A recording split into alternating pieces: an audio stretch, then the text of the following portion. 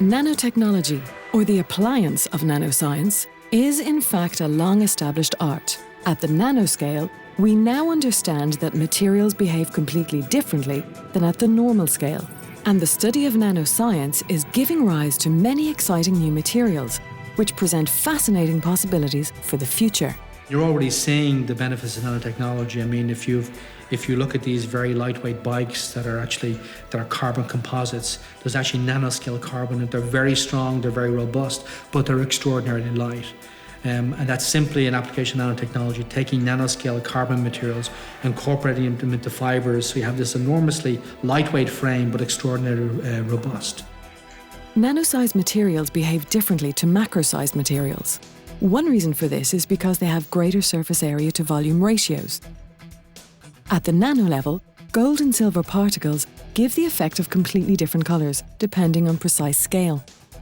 Nanosize is always said it's just small, but the interesting thing is it's not about only the size, it's the materials change their properties, and I think a famous example is gold particles. Gold, it looks gold, yellowish. The atom doesn't have really a color, it has absorption, but little gold particles are really red, for example, and you know this from stained glass. A stained glass window with red nanoparticles in them, so they're just small gold nanoparticles, but of course at the time they didn't know that they were working with nanoparticles. The materials I'm working on have the potential to make our aircrafts and airplanes stronger, but keeping them very light. These fibres are stronger than steel, but they're about 5 times lighter. The nanotube dispersion is being injected from here into the glass tube, and at the same time we have our plastic, PVA, which is also flowing into the tube from here.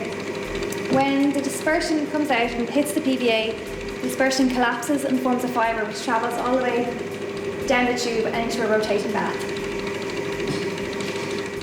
You may have heard of the carbon family, so it has many types of carbon materials.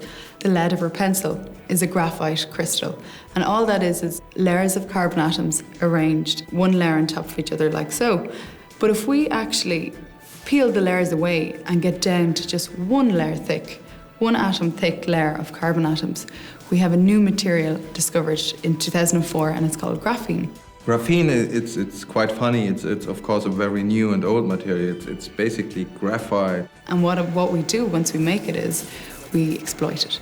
The main application, I suppose, that's come forward at the minute is sensors. For example, gas sensors or pollution, or within medical applications. It's so sensitive to just determining one atom of a mysterious virus in the body. It's so sensitive that it's able to determine if we have something there that shouldn't be there. So while the discovery of new materials in the world of nanoscience is fascinating in itself, where are we going with them? And what are the practical applications for these new materials? We can also make, for example, plastics, reinforce them with graphene and make them very, very strong. Just even our wheelie bins, something simple like that they're not going to bend, they're not going to break if someone kicks them, they're not going to dent. But graphene as a whole is so strong. It's the strongest material ever discovered. After 3 years, we're now the world's leaders in a whole range of different materials technologies. We are the world's leader in carbon nanotube technologies, silver nanowires, and different composites using graphene and different wires. The earliest adopters of nanotechnology have been the sports equipment manufacturers and the cosmetics industry.